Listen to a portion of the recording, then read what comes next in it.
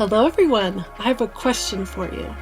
Why should we use watercolor paper for coloring? We're going to talk about different types of paper, specifically mixed media versus watercolor, why you should use one over the other. We're going to do some tests and comparisons. It's going to be a lot of fun. I have here with me Steve, my business partner, best friend, and husband. Hi everyone. And he and I are kind of paper nerds. Yeah, I would say that. Yeah, we really love paper. We love learning about the properties of paper and testing paper. So we want to talk to you about specifically these two pieces of paper right here, which look identical to you. One is watercolor paper and one is our mixed media paper. And we love both of them. They're both awesome to use, but we're going to talk about why you should consider using watercolor paper the next time you use wet media. But before we do that, I have to mention we have a giveaway going on and it's almost over. This giveaway started June 18th, 2025 and it ends July 9th, 2025. So if you don't have your entries in, you got to do it like immediately. Follow the link in the video description and get your entries in.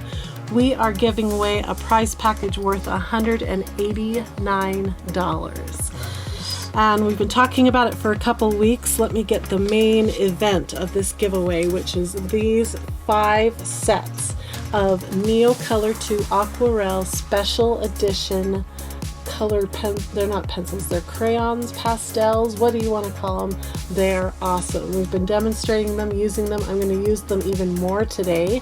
They're so beautiful and they have 15 limited edition colors in these packs that you can only get in these packs. So that's part of the gift. And then the other part of the gift kind of has to do with this video, watercolor paper. We're going to give you this book right here, only it's going to be printed on our beautiful Bliss watercolor paper so that you can play with all the different techniques and tricks that we're going to talk about today and play with your brand new NEOCOLOR 2s on the watercolor paper. So awesome. So this is a prize package worth $189. Follow the link in the video description and get your entries in. We'll talk more about the giveaway at the end of the video again.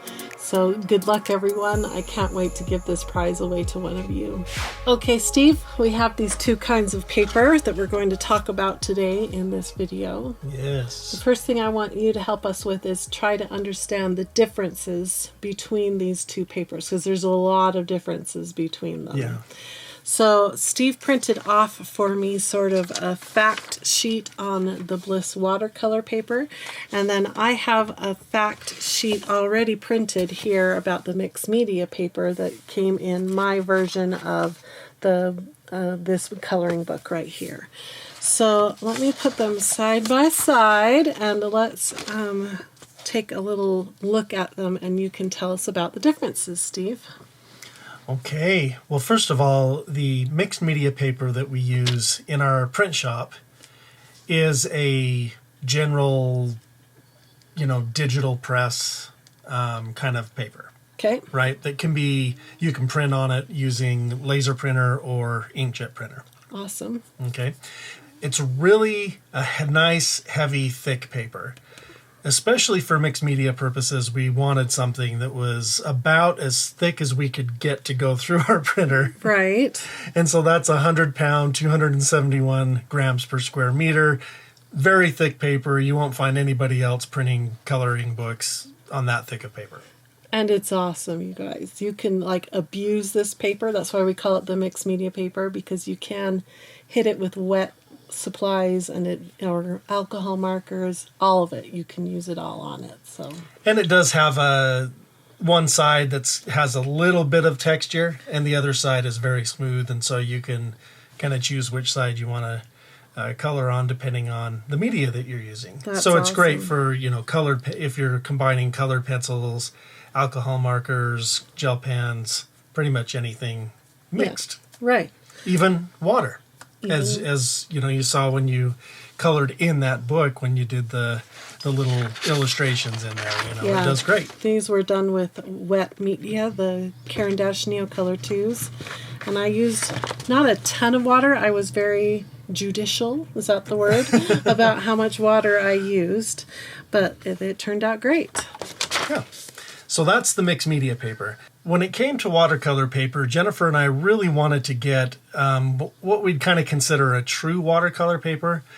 There are some companies that will put out a paper that says watercolor paper, but really it's just a thick, like our mixed media paper, Yeah, right? That's right. And what we wanted in a watercolor paper is we wanted the sizing treatment. And that's a treatment that they put on or in the paper that repels water. And that's what really makes it unique. Yeah. And so our watercolor paper is a 140-pound watercolor paper. However, if you've seen our video about paper and GSM versus pounds, you'll understand that this is a cellulose watercolor paper, not a cotton watercolor paper. Yep. In the cotton watercolor paper world, 140 pound would equal 300 GSM. Right. This is not that. It's 140 pound, but it's 228 GSM. So it still has a nice, thick cardstock. Right. So it's not quite as thick as the mixed media. Right. But it's still a nice, thick, heavy size. Exactly. And because it has that sizing, it makes it perfect for any of your wet media needs. Yeah. So that could be, water-based markers. That could be, obviously, watercolors. Yeah. These crayons that we're using. Yep. These, watercolor pencils are awesome, like the Albrecht Dürer watercolor pencils that we love so much. And it does have a cold press texture on it. When you're dealing with watercolor paper, generally you'll have hot press and cold press. And hot press is much smoother. Cold press tends to have a texture to it. Right. And so you will see that there is a texture on this, and it's slightly off-white. Like if you compare it, our mixed media paper is a very bright white. This is the mixed media paper. The watercolor paper is just a little slightly off-white. Yep, I think it's a really pretty color. It's not so off-white that you're like, oh, now I'm working with a tone tan paper. Yeah. That's not that. It's just a very delicate ivory type color to it. It's really pretty. And I don't know if you can see the texture. Let me try the other angle here and see if you can see the texture differences. I'll just kind of move it in the light and maybe you'll be able to see. If I scratch it, you can hear the difference. This one's just a little bit more textured, and this one is less textured. But the watercolor paper is actually quite a bit more textured. Yeah, but it's a nice texture. It's not, if you've ever touched Arch's cotton watercolor cold press paper, it's not sandpaper, but it has that kind of, wow, it's got texture to it, like real texture. This is not that. This is a different, much more subtle texture, which I like because when you'll see as we're coloring with it, there's fewer ridges and valleys that you have to press the color down into. For me, it's just a really good in-between type texture. Well, and we specifically had to find something like that just for the purposes of printing because really this is not meant to go through a printer. Right. So no watercolor paper that I think we've ever found was meant to go through a printer. No. So we had to find one that would successfully go through and print and not have so much texture that it kind of breaks up the lines. Yeah, if you've ever tried to print on textured paper, the printer kind of prints on the tops of the hills and has a hard time getting down into the valleys of that texture. So like you said, the lines can look broken up or the lettering looks jagged and it just doesn't work right. But this one is awesome. In fact, we buy it in humongous sheets. It gets shipped to us in bulk and then we cut it down to the right size for the printer. And that's how we successfully get this watercolor paper into our coloring books. So it's quite a process. That's why it costs a little bit more money than the mixed media paper, because the mixed media paper we buy in reams, all pre-cut, ready to go. But the watercolor paper is a process to get it in. So but it's well worth it. So, all right. Anything else you want to share about these papers? No, I think that's it. Okay, that was really good information. We kind of nerded out, geeked out on all the little technical information. Let's dive in now and do some tests to show you the differences between the two papers when you use wet media. Okay, so I have 4 tests that I want to run, and I want to do it on mixed media paper and on watercolor paper so you can see how differently wet media acts on both. One is not better than the other, but they are different. And knowing the properties and knowing how to use your tools on specific types of paper is going to help you produce and reproduce the effects that you want. So I always say it's really smart to match the right coloring tool with the right paper. And when you're watching like YouTube videos and demonstrations, you might think, oh, I can do that, and you sit down and try it on your own and you realize it's not working, and you may think it's you that's making the mistake, but it could be as simple as you're not using the same paper that they were using, and so you're not going to get the same results. It's just not possible. So knowing your paper and knowing how to pair it with the tools is like mind-blowing. Makes all the difference. Well, when I first started coloring, I used to think that that was like a scam, like the paper people were trying to sell me more paper and different kinds of paper, and it wouldn't make that big of a difference. But over the years, as I have learned and practiced and made mistakes, I've discovered that they were right all along, that the different papers act different. So if you sit down to mixed media paper, you need to expect mixed media results. But if you sit down to watercolor paper, some magical things can happen with your wet media. So the first test I want to do is, let's do distance of a color wash. Okay, so I'm going to pull out my Caran NEOCOLOR 2 full set. Of course, this isn't the full set anymore. There's 15 more limited edition colors that don't fit in here, which makes me sad. Well, let's just pick a color from the top row. It actually has 2 rows that I could pull out. But let's just pick one from here. Steve, should we do... Well, you gotta do a purple. A purple? Or I was going to go for like a blue-green for you. Oh, yeah. I would love a blue-green. Okay. Do like that one. Ooh. Do something bright. Okay, this one is called, oh dear, Veronese green. Okay, so we'll do Veronese green, and this is a water-soluble product, so that means that the binders holding the pigment into this can be washed away, leaving behind the pigment and the color. Okay, so we're going to do a distance of the color wash. So I'm going to just scribble a quick square of color on each paper. And then I'm going to show you the difference between the two, because we talked about in the beginning of this video how this has more texture versus this one. And this is like, shows you exactly what we're talking about. See how it's just coloring the tops of the hills on this side, where it can get down into the little valleys so much easier over here. Now I could press harder, and squash is called burnishing. It squashes the paper flat and presses the product into the valleys of the paper. But that's not what we're doing right now. But if you wanted to know what you would do in order to achieve a much more flat look, that's what you would do. You would do burnishing.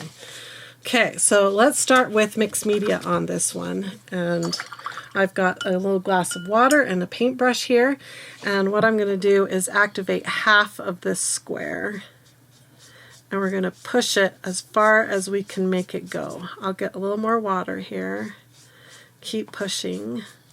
Now, the way I think of this kind of paper is it's like a whole bunch of, well, what paper is pulp that's been smashed together, flattened and dried. So it's like a whole bunch of little sponges that are all smashed together there, and when you hit it with anything wet, those sponges expand and soak up all that water and color, which is fine. that is, as long as you know that's what's going to happen, that's great. So you get a little bit of warping. Let me see if I can show you the warping on the back. Not much though. You get a little, because it's huge, it's really thick paper. There's a lot of sponges, so so it soaks in the water, and it doesn't warp as bad as like if I did this same test on just basic copy paper. It would do the same thing, except it would be much more dramatic in warping. So I have to say I'm really impressed with how far that went. you didn't think it would go that far? Yeah, that's pretty cool. But let's now do watercolor paper. So again, the difference here with watercolor paper is it's treated with sizing. So I'm going to do the same thing, only activate half. And away we go. One more dip of water, just like I did on the other one. And we could keep going, you guys, off the paper. That's the difference between the sizing. So this one still has little sponges. It's still paper, but it's got that coating on the paper that allows the water to float on the top of it rather than the sponges all sucking it all away. So you get way more ability to wash with this type of paper. Where is that helpful? If you're doing a background, man, just a little bit of color on there and it will just go everywhere, and you can do your background really fast and easy because that paper isn't going to just soak it all up. So you could still do a background over here with mixed media. I proved that when we did those other little drawings. Let me show you. Thank you, Steve. I can still do all these fun backgrounds. We're done with the NEOCOLOR 2 pencils. I mean crayons or pastels, whatever you want to call them. And so you can still get beautiful results on the mixed media paper. It's just way easier on watercolor paper. So I'm excited to test it.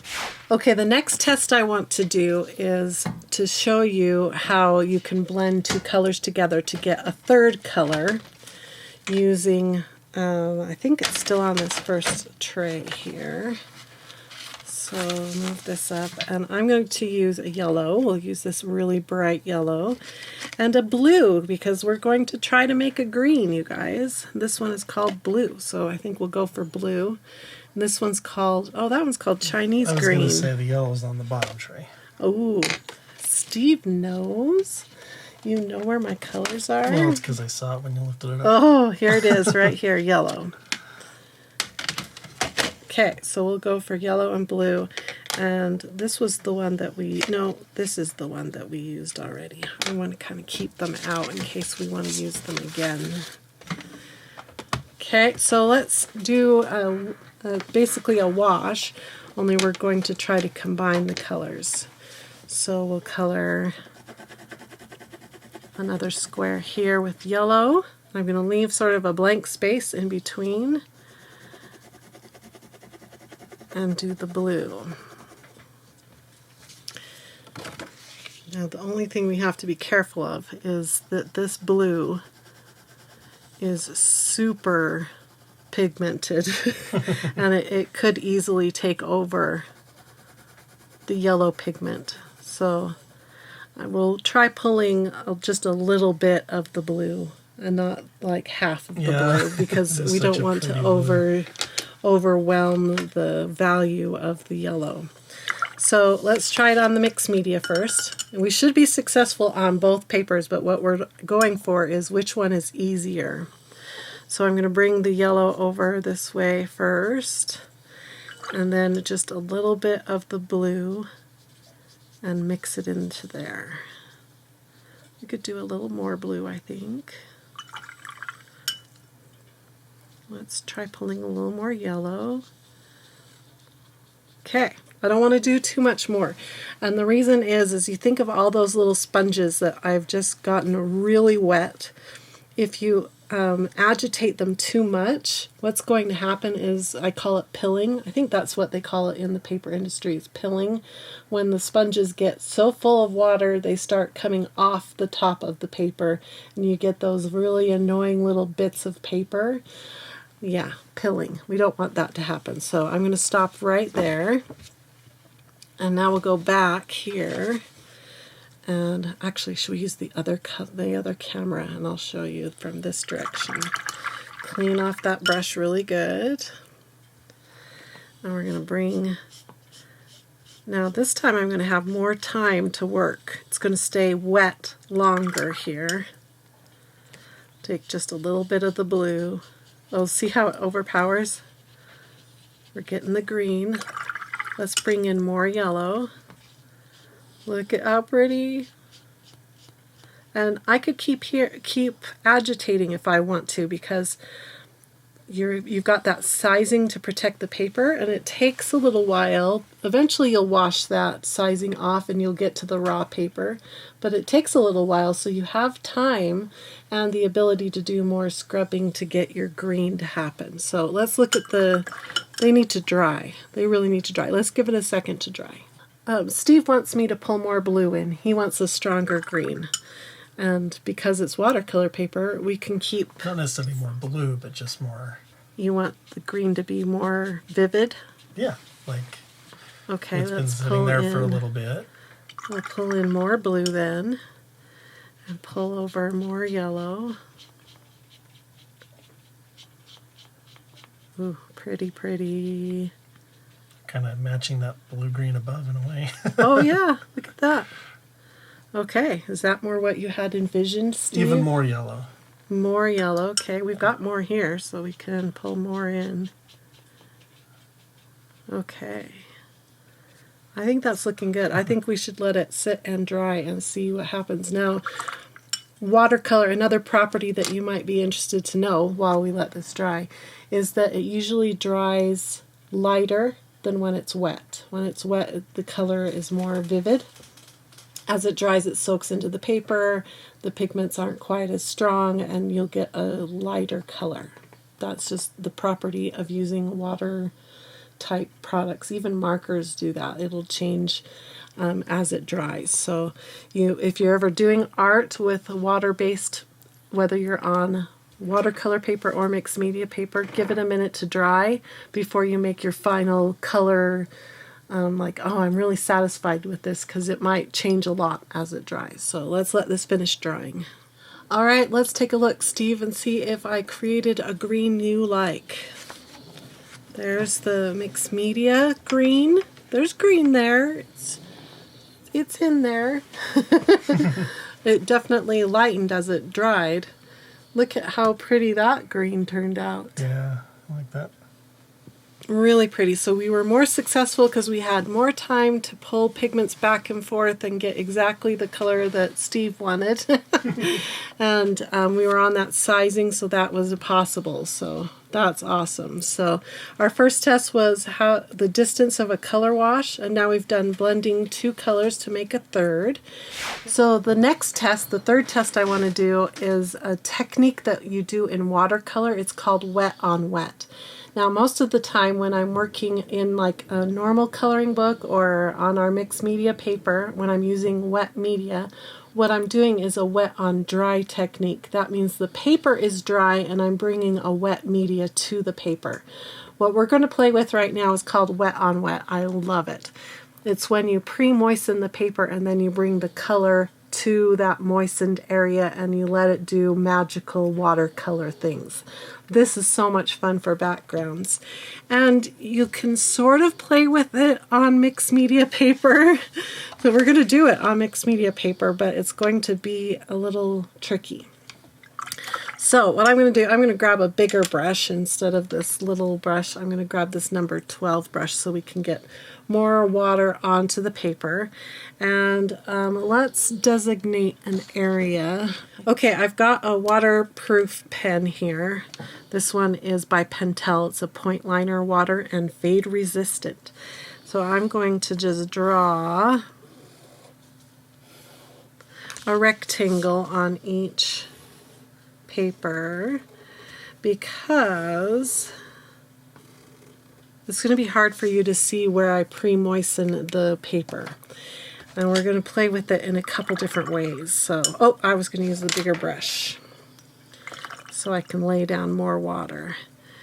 Okay, so we're going to pre-moisten this paper really quick here. And then we're going to come in with the dry color and color into it. And I'm going to take my brush and pull some color off the tip of this and touch into it over here. Okay, so the difference being, I'm going to use the dry end of the pencil now. If I did it dry, look how different the color is, and I'll bring it up to camera here in just a second. And then there. So this is wet on wet, and this is the same things wet on dry. Okay, now remember this is the mixed media paper. Look at the difference between the scribble lines. The color is different, and then look how much softer the little dabs of color look when you go in on wet paper. Okay, so two very different effects. Now let's do the same thing here on watercolor paper and get ready for fun. Okay. Get a lot of water here because we can fill in the whole area with a lot of water. Okay, now we'll color onto it. Look at it spread and bloom. Oh, you can see where I didn't get water. I was going to say, you missed a spot. Whoa.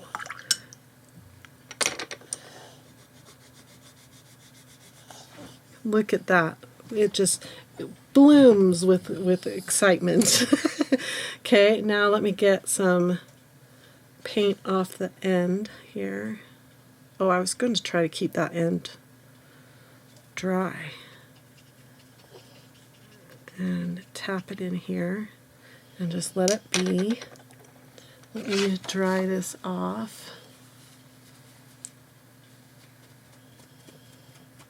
Okay. And then we'll do the same thing here. So you can see when you scribble dry on dry here.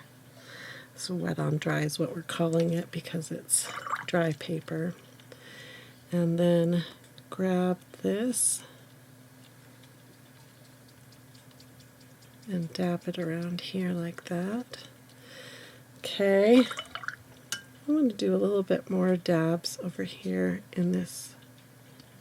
It's not wet anymore.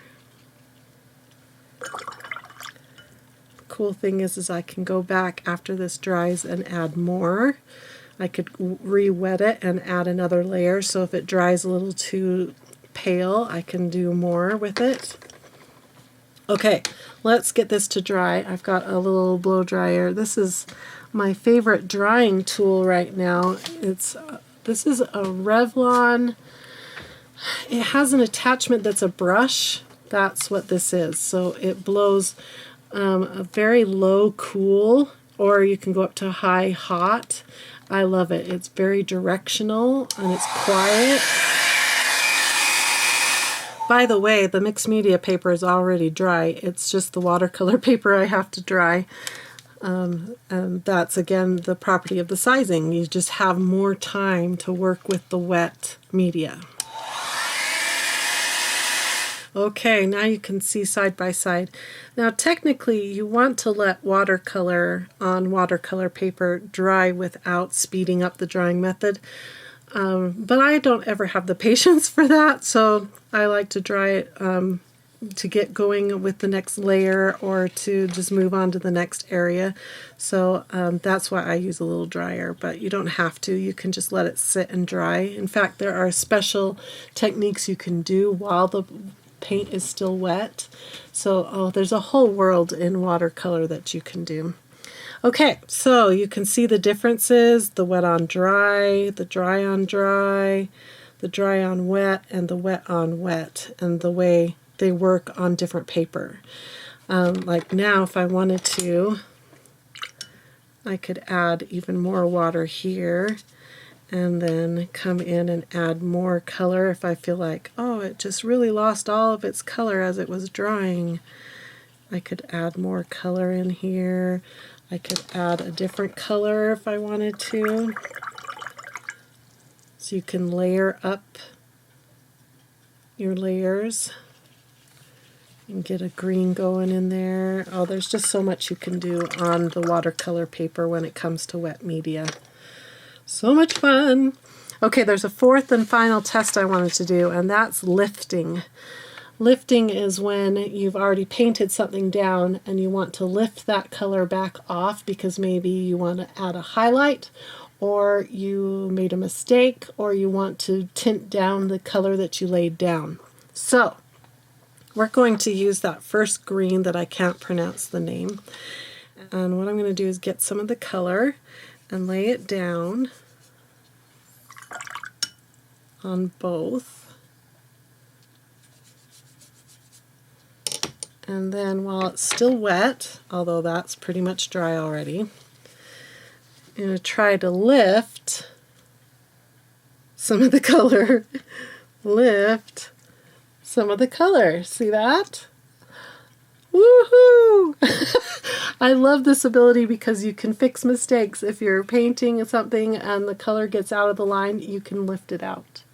It's really cool. Now, lifting, say this, where you've drawn straight on, is really hard because you think of all that filler and all that pigment that is inside the valleys and everything. So if I use a wet paper towel, it's going to not work as good as you want it to. Yeah. It lifts tons of color, see? But it doesn't lift it away like it did down here. So lifting works some of the time. You can't guarantee that it's going to always work though, and especially with like really dark colors like the dark blue. Some of them will stain the paper, so there's a difference between painting and then staining, and if it has stained the paper, there's nothing you can do to lift that stain away. Okay, so let's write this down. We'll call this one lifting. So you can see we are successful at lifting on watercolor paper and we failed at lifting on mixed media paper. It's just the properties. It doesn't mean mixed media is bad. It's just the properties. So here's a wash that we did. And then here is color Make Green. I'll call it Make Green. Make Green. Okay, 4 tests to show you the properties of using wet media on mixed media paper versus watercolor paper. Okay, the next thing I'm going to do is actually do some coloring and put this to work. So you've already seen me in that previous video color 5 different images using the 5 different special sets. And I used just the colors in each set. I really limited myself. This time, I'm going to let myself use the full set. What? So I'm going to have like 84 colors to pick from instead of just 12 or 15. 15 was it? Anyway, a very small amount of colors to choose from. And I had Steve print this. This is page number 22 out of our new book, and I had him print it on watercolor paper. And like I said, you can have this book printed on marker paper, color pencil paper, mixed media paper, tan paper, black paper, or this watercolor paper. It's up to you, depending on what tools you're going to use, because you want to match the tool to the paper. If you don't know what tools you're going to use and you want to be prepared for anything, pick mixed media. If you're a color pencil artist and you want to have the whole book in color pencil, then pick color pencil. And again, it doesn't mean you can't use wet media on color pencil paper. It just means the properties of those papers shine the best, work the best when you pair it with the right tool. Okay. I was originally going to do the goat, but I'm really being drawn to the butterfly, so I think we'll do the butterfly. It sounds like fun. So what I'm going to do is tape off a border like I did before on that other video. Like I said, I'll link that video in case you want to go watch me color those 5 images. So I'm going to tape this off, and I'm going to tape it down to This is a plastic cutting board that I got at Dollar Tree. You get 2 to a pack. If you have a plastic placemat, that would work. If you want to tape it to your surface, that will work. I like having it portable so I can move and rotate as I please. And I'm going to use a little bit of a different paper today. Tape. This tape here is by Holbein, and it's designed specifically for use with watercolor papers. Designed for the artist for this purpose. So it's supposed to not pull off the paper as you pull it off. So it's a very low tack, gentle, soft tape. So I'm going to tape this off and be right back. The first thing I want to do with this little illustration of a butterfly is create a really soft background using the wet on wet technique that we tested the paper for earlier. I'm going to use a couple different blues up in the sky and then a green and a yellow down below to give it a really nice soft watercolor effect.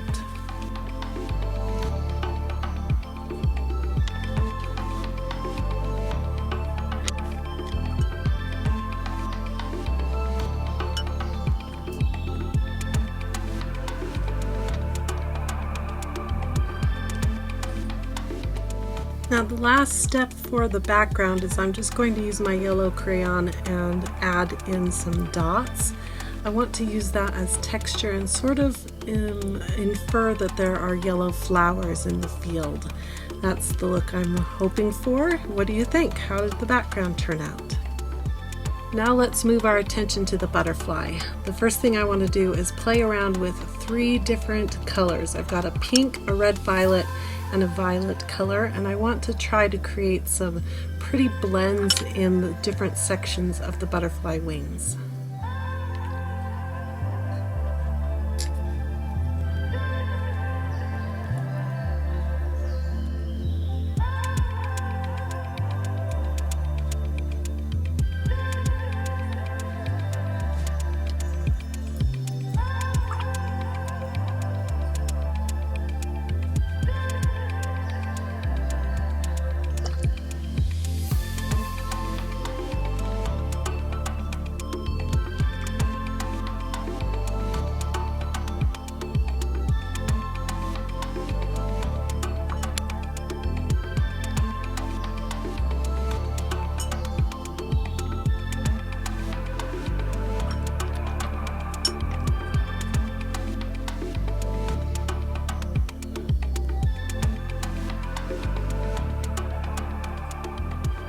So I'm going to stick with those 3 same colors, pink, purple, and violet, and work in some more details around on the butterfly. I really want to keep this like an analogous color scheme, keep it very simple and serene so it looks really pretty and pops on the page.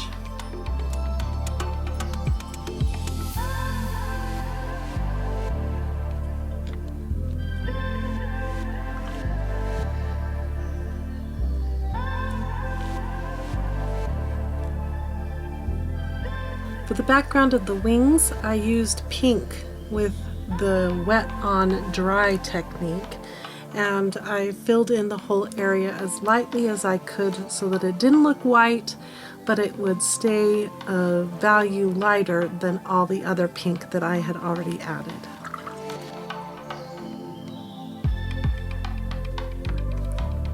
Now finally I'd like to add some white highlights. Now I don't think that the white Caran NEOCOLOR 2 is going to be as precise as I want it to be, so I'm going to allow myself one mixed media tool in this little coloring that I'm doing. I'm going to bring in a white acrylic paint pen, and I'm hoping that it will lay down just the right amount in tiny fine lines for me.